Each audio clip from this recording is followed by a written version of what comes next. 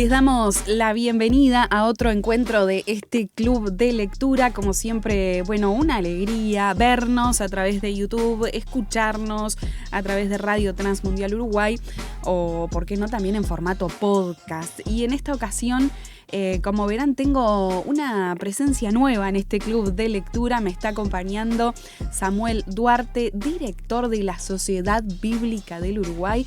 Así que, Samuel, es un honor tenerte en este club de lectura. Muchísimas gracias, Alejandra, y bueno, a la audiencia, un gusto poder estar con ustedes. Un invitado bien especial, como les decía, que nunca ha estado en este club de lectura.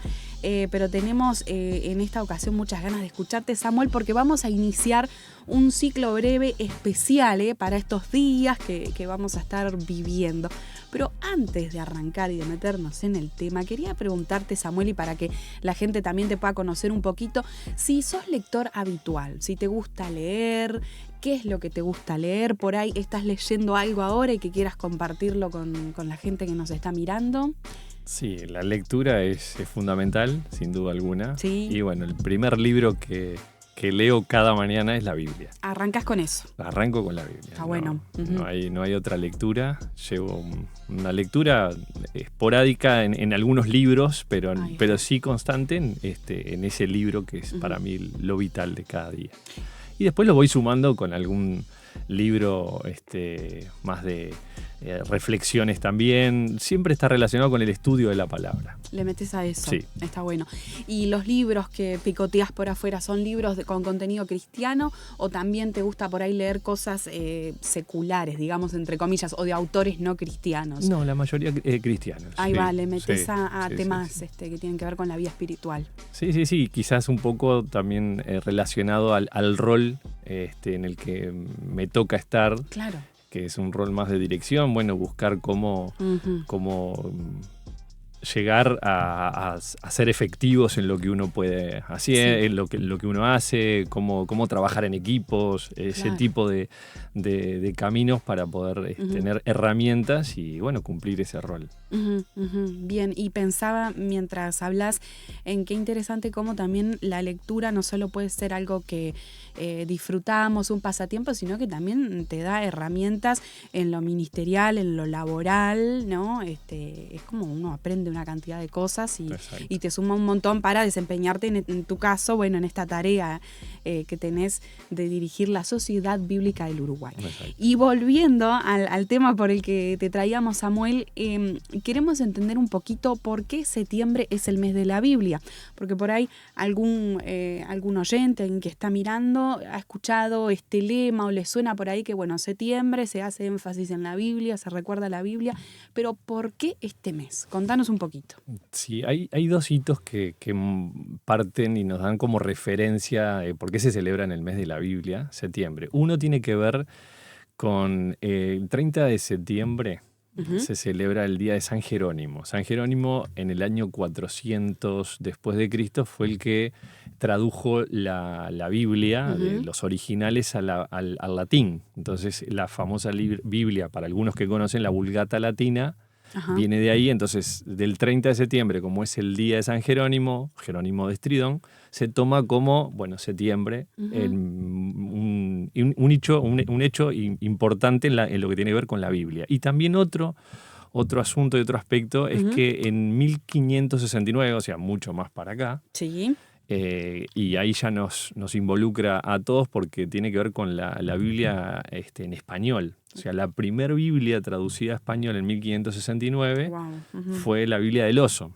Y un 26 de septiembre se terminan de imprimir esos ejemplares de la Biblia. Entonces, septiembre por la Biblia del Oso, septiembre por Estridón o San Jerónimo, y bueno, de ahí se toma como esa referencia del mes de la Biblia. Y a partir de ahí todos celebramos el mes de la Biblia. Dos apuntes. Por un lado, leía acerca de la traducción que hace Jerónimo al latín, que fue la versión que se usó durante toda la Edad Media.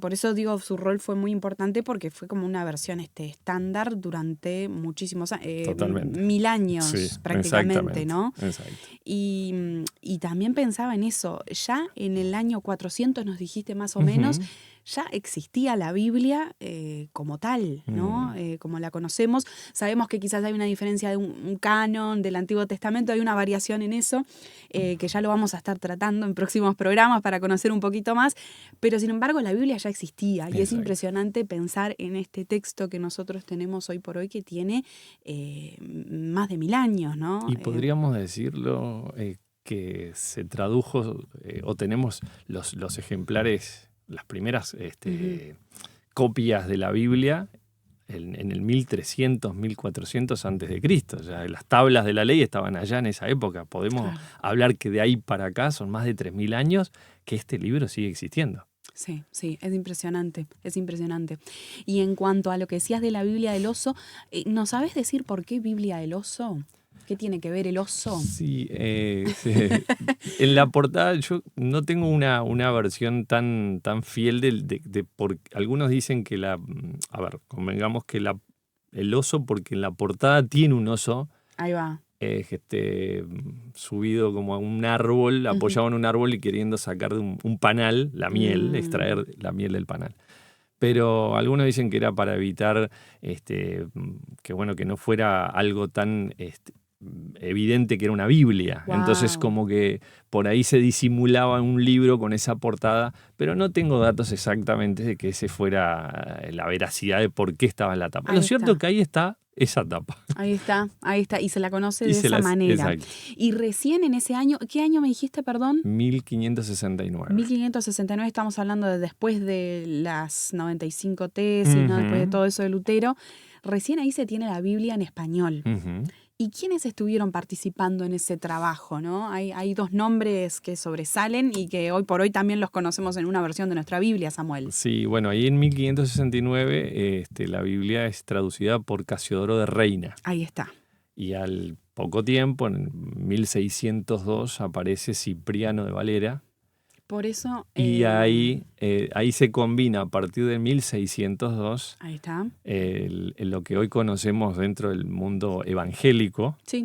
La Biblia más clásica, más conocida, más popular, Reina Valera. Esa es la versión. Ahí entonces Casiodoro de Reina y Cipriano de Valera, por eso se combina eso. Esos 2 nombres, ¿no? Que fueron tan importantes en... Que vale aclarar que no son los nombres de ellos, o sea, no es Valera ni Reinas, era Cipriano el nombre, de Valera y Casiodoro de Reina, eran unos lugares de la propia España.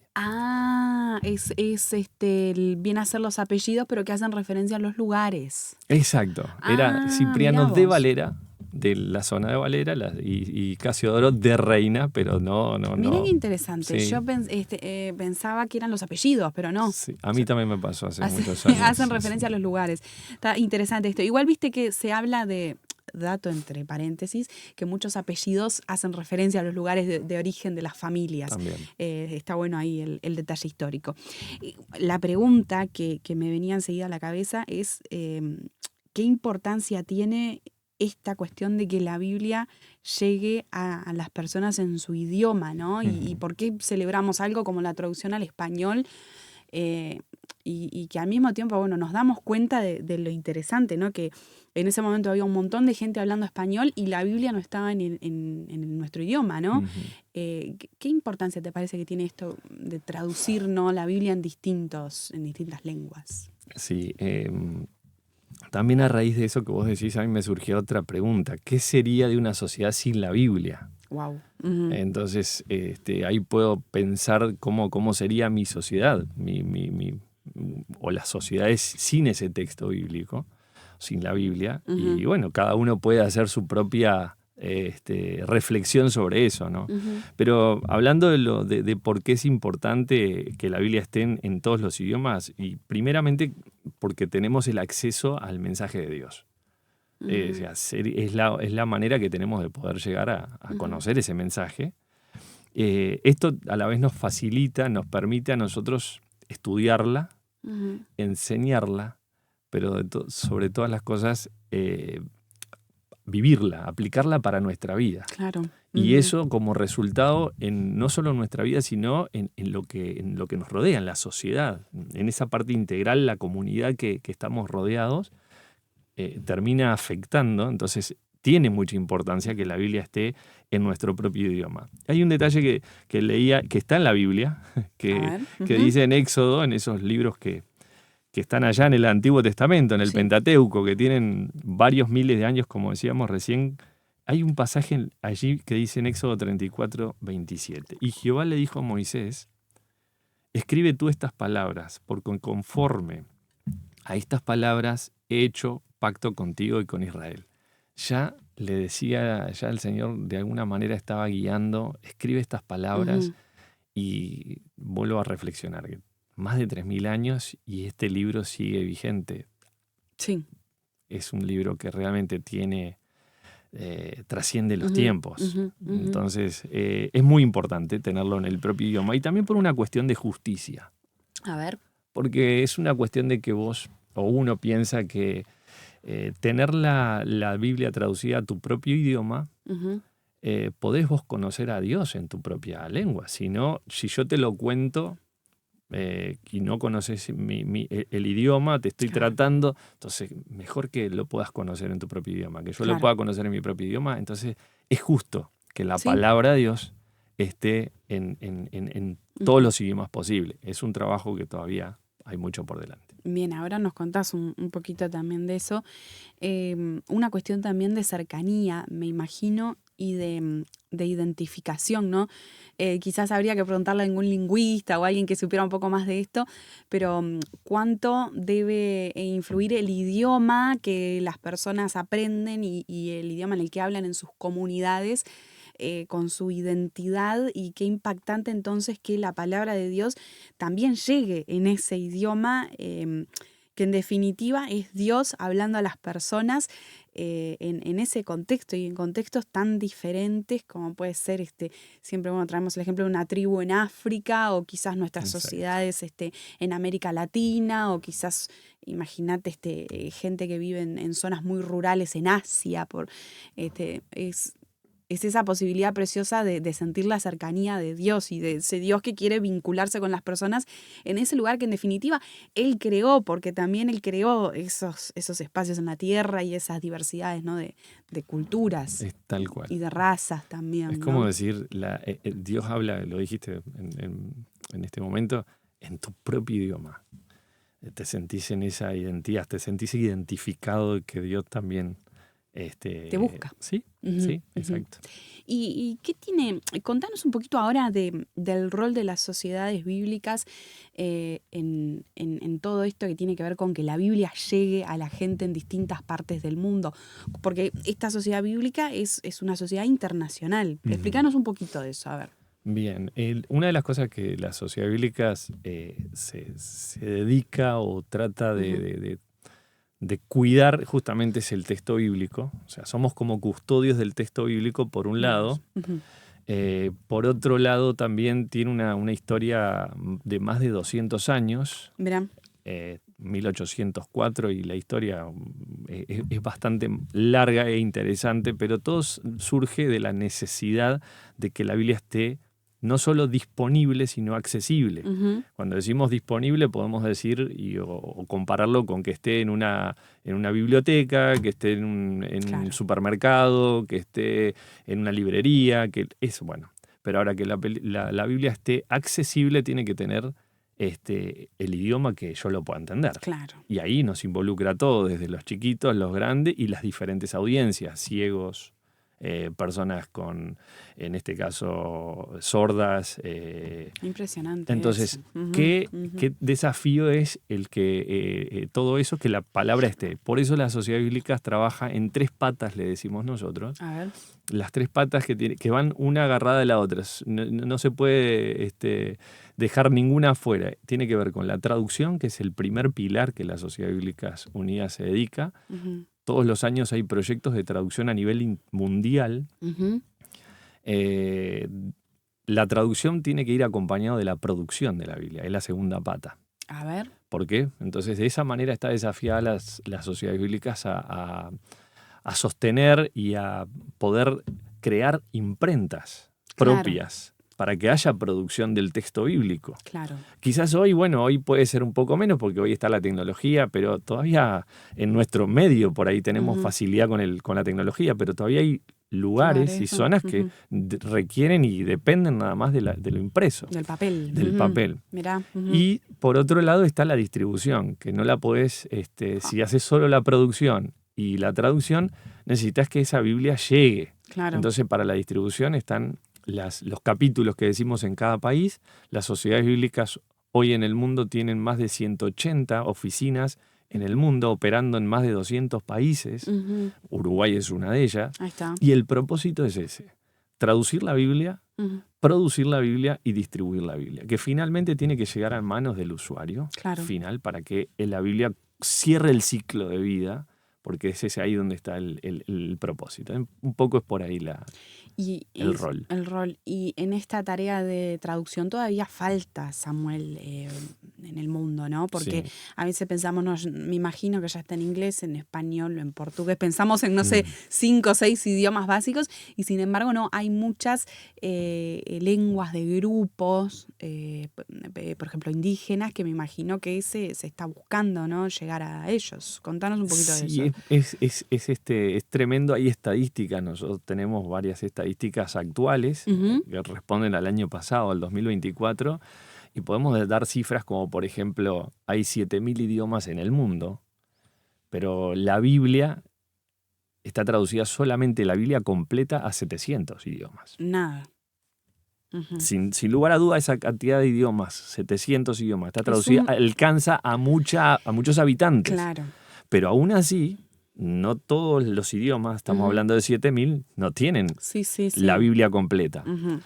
Después podemos llegar a decir que de esos 7.000, 700 son Biblias completas y otros 2.000 aproximadamente son porciones de la Biblia o alguna selección de un texto bíblico. Entonces, para poder entenderlo de esta manera, la mitad, 3.000, tienen acceso a la Biblia completa o una parte de la Biblia, de esos 7.000 idiomas. Por lo tanto, faltan otros 3.500, 4.000 idiomas que no tienen nada de la Biblia.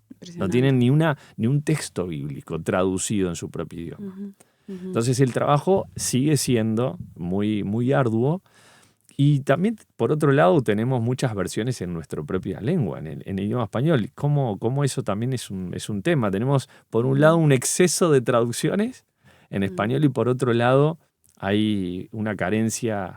Pero bueno, para eso es un trabajo de campo, se necesitan personas involucradas en el lugar, en la etnia, en los hablantes, y ahí desarrollar ese trabajo transcultural para poder entender, porque no se trata de que hoy, hasta algunos me preguntaban hace poco, ¿y la inteligencia artificial? Wow. ¿Qué lugar puede ocupar en esto de la traducción? ¿Puede hacerse?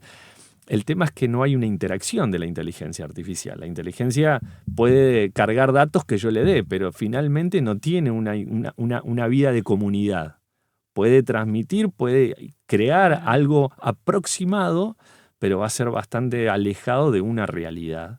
Por eso es hasta difícil de pensar hoy en una traducción. Pero tema para seguir pensando. Está re interesante porque capaz que te hagas una traducción desde justamente, ¿no? Un trasladar una palabra, pero le falta todo eso que vos decís, una interpretación adecuada, una adaptación a cierto contexto. Me imagino que deben existir palabras que en ciertas lenguas no existen, ¿no? Exacto. Y entonces hay que buscar, bueno, cómo yo traslado esta imagen para tal grupo, para tal comunidad. Impresionante. Ahí tenemos una experiencia. Podemos hablar de algo que nos pasa hoy en Uruguay. Tenemos un plan desde el 2019, empezó como un plan piloto, que es la traducción de la Biblia. Acá en Uruguay, como sabemos, es la única lengua oficial y la única lengua que se habla. Mejor dicho, lengua oficial son 2. Desde hace no muchos años, por ley está manifestado que la lengua de español es oficial y la lengua de señas uruguaya es oficial. Mira vos.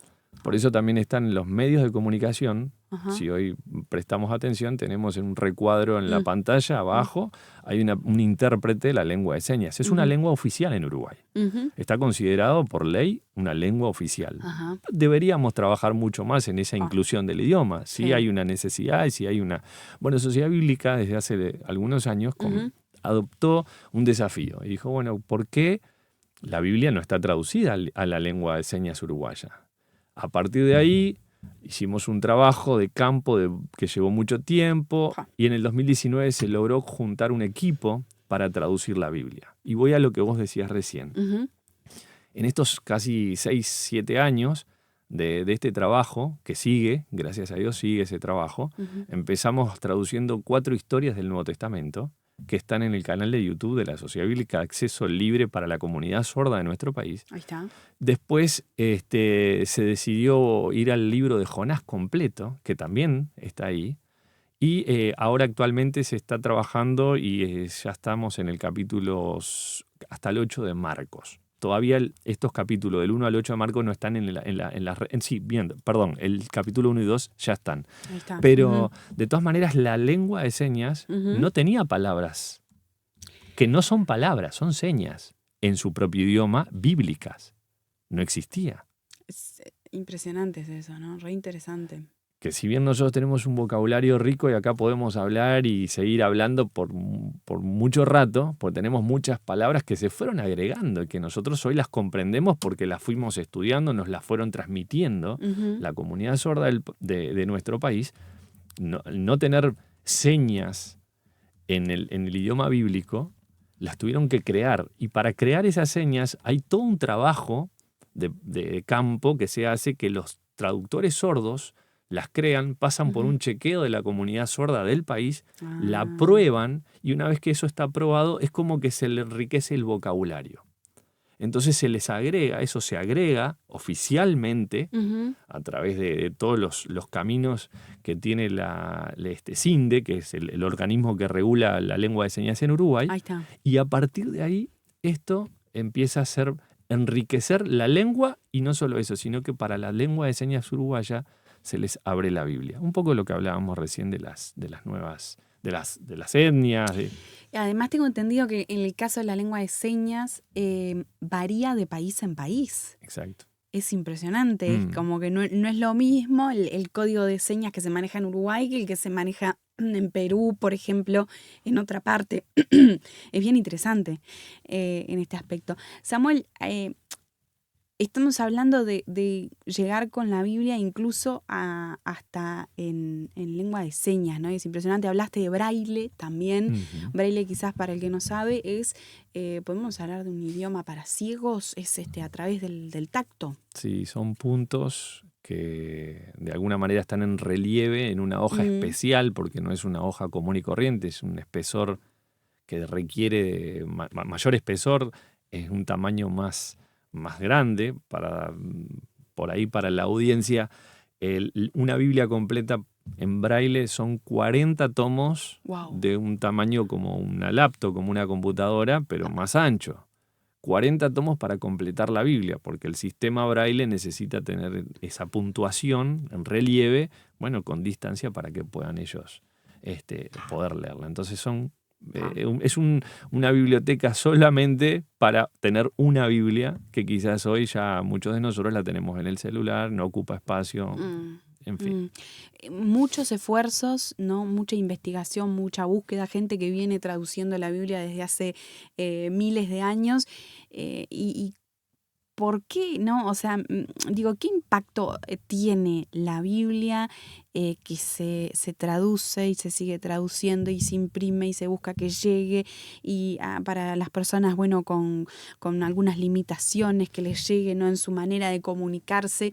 ¿Qué impacto vos ves y se ha estudiado y se prueba que ha tenido la Biblia a lo largo de toda la historia, ¿no? Para conformar también, de alguna manera, nuestra sociedad occidental tal cual es y el mundo entero en algunos casos, ¿no? No podemos negar el impacto que tiene la Biblia en el mundo, o al menos en el mundo occidental. Hay mucha todavía en otros lugares que, como decíamos, la Biblia al no tener acceso, no estar accesible, es difícil que podamos hablar de un impacto en esos lugares, pero sin duda alguna, donde está la Biblia, tenemos antecedentes pasados y presentes. Y tomé nota de algunas cosas. En un año hicimos una campaña, la Sociedad Bíblica hizo una campaña de frases que tienen que ver con acciones. Y hablamos de filósofos, científicos como un Immanuel Kant, que dijo: la Biblia como texto para el pueblo es el más valioso bien que posee el género humano. Todo intento de menospreciarla constituye un crimen contra la humanidad. Wow. O sea, eminencias, personas que han trascendido la historia. Otro dato, Ujú. Artigas, un prócer de nuestra patria. Yo me acuerdo de esta campaña. Sí. Muy linda producida, ¿no? Con unos spots, por lo menos sé que salieron en radio, no sé si Ujú. salieron en otros medios, pero también así, me acuerdo, ¿qué fue que dijo Artigas? ¿Qué influencia Por había en eso, Artigas? una de las cosas que Artigas era, se sabe que era un ávido lector de la Biblia, ¿no? Y Ujú. una de sus frases decía: defiendan la causa del huérfano y del desvalido. Y ahí está la Biblia, en esas causas que él Ujú. pronunciaba, como otro del Premio Nobel de la Paz, René Cassin, de la Declaración de los Derechos Humanos. Está basada en los textos bíblicos, Ujú. está basada en la Biblia. Entonces, cuando le preguntaron justamente a él en qué se había inspirado para redactar Ujú. la Declaración Universal de Derechos Humanos, y él dijo: me limité a traducir los 10 mandamientos de la Biblia al lenguaje moderno. Por lo tanto, ¿qué Wow. impacto? Y el impacto sigue siendo el mismo, o sea, sigue Del- trascendiendo las culturas, la sociedad, el Ujú. arte. Lo vemos en el arte, en las pinturas, en los pintores que han Sí, que han también, marcado nuestra historia. y que se Ujú. han basado en imágenes de la Biblia, ¿no? O Sí. sea, que han revelado esa imagen desde su lugar como artistas, y nos han revelado la Biblia. Así que el impacto de la Biblia no lo podemos Ujú. No lo podemos medir. ni medir ni ignorar, Samuel. Digo, estaría Mm, bueno que también, obviamente que la Biblia es palabra de Dios y tiene que ser algo que nos impacte a nivel personal y que cambie nuestras vidas, ¿no? O sea, que el Señor utilice para cambiar nuestras vidas. Pero además está bueno, yo creo que nosotros también como quienes somos cristianos, seamos conscientes de también del valor intelectual o de este impacto, ¿no? De la Biblia en la sociedad y en todos esos valores y esos principios que ha aportado para construir nuestras sociedades como las conocemos, por ejemplo, con cosas tan importantes como los derechos humanos o como con pensamientos políticos que han sido tan importantes para construir nuestras naciones, como decías, Artigas, y en el siglo XX también otros varios protagonistas a nivel de política que también se han inspirado en cuestiones que aparecen ahí en la Biblia, que son definitivamente el pensamiento de Dios, ¿no? total. Eh, Así que creo que no, volviendo a esto, ¿no? Creo que está bueno que seamos conscientes también, ¿no? De que no es, de que sí, que por supuesto que es algo que tiene un impacto espiritual importantísimo y que cambia corazones, pero que además ha tenido el poder de transformar sociedades también, ¿no? De impactar sociedades. A veces nos quemamos la cabeza pensando, bueno, ¿cómo hacemos para resolver tal problema que tenemos en nuestra sociedad, ¿no? La violencia, el delito o tal cosa o tal otra. Y a veces quizás es necesario, bueno, volver a cosas tan básicas, ¿no? Como Ujú. ciertos principios bíblicos que de alguna manera fueron moldeando nuestras sociedades y los códigos de relacionamiento de nuestras sociedades, ¿no? Que nos han traído hasta acá. Sí, totalmente. Es un elemento que, como dijiste, no creo que hemos ignorado la Biblia. Ujú. Entonces, a veces es un poco la reflexión que nos toca hacer todo el tiempo, Ujú.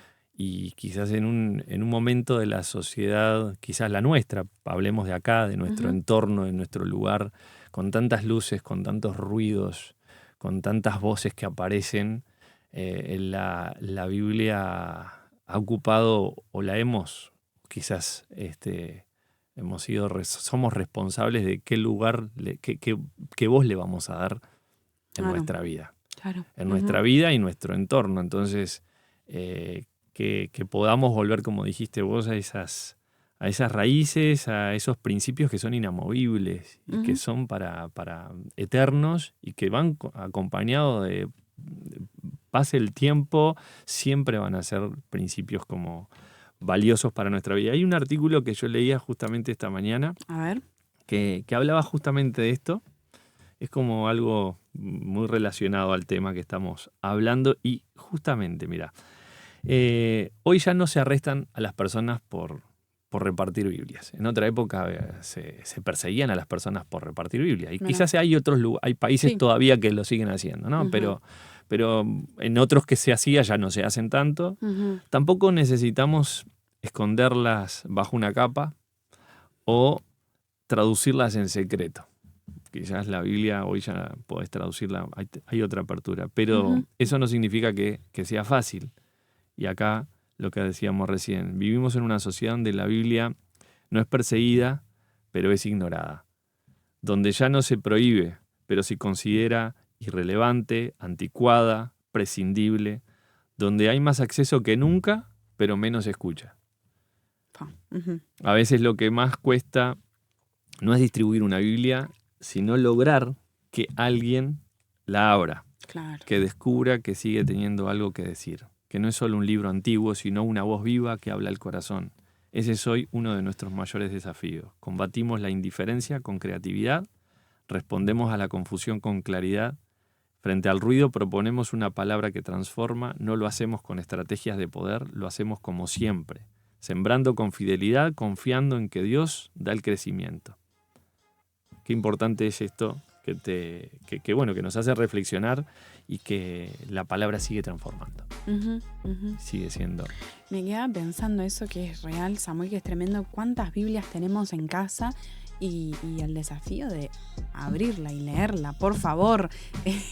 Parece, uno lo dice en tono de humor, pero es real que tenemos, como vos decías hace un rato, muchísimas versiones más modernas, más accesibles, ¿no? Para el hoy por hoy.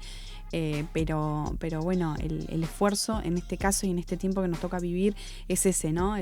Hincarle el diente a la Biblia, hincarle el diente todos los días, como nos decías al principio del programa.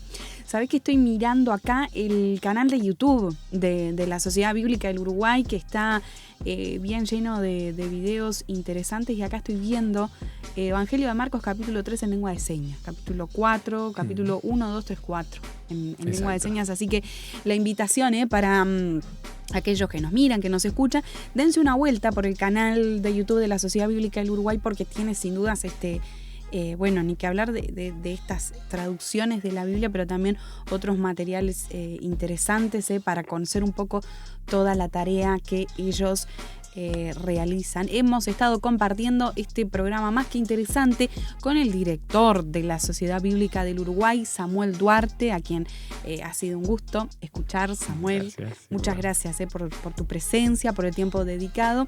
Le recordamos a toda la gente que nos mira, que nos escucha, que nos sigan en YouTube, que se suscriban a nuestro canal de YouTube, que es Club de Lectura RTM. También estamos en las aplicaciones de podcast, como el caso de Spotify. Estamos ahí como Club de Lectura RTM. Nos pueden seguir en Instagram, Club de Lectura RTM. Ahí estamos en contacto, nos mandan sus mensajes, se enteran cuando van saliendo los episodios nuevos, o nos escuchan todos los sábados a las 21 horas por el 610 AM Radio Transmundial Uruguay. Nos dejan sus comentarios sobre qué opinan de todo esto que tiene que ver con el impacto de la Biblia, con las traducciones de la Biblia, cuál es su versión de preferencia, si a ustedes también les resulta un desafío de volver a la Biblia todos los días. Nos encantaría entonces escuchar, a ver qué piensa la gente y cuál es su vínculo también con la Biblia. Samuel, te agradecemos otra vez, porque la verdad que es un gusto comenzar este pequeño ciclo de septiembre, mes de la Biblia, escuchándote. Para mí también un placer, un privilegio, y gracias a ustedes por la invitación. Y vamos a dejarle, como siempre le dejamos a la gente, la tarea de ponerse a leer, y en este caso ponerse a leer la Biblia.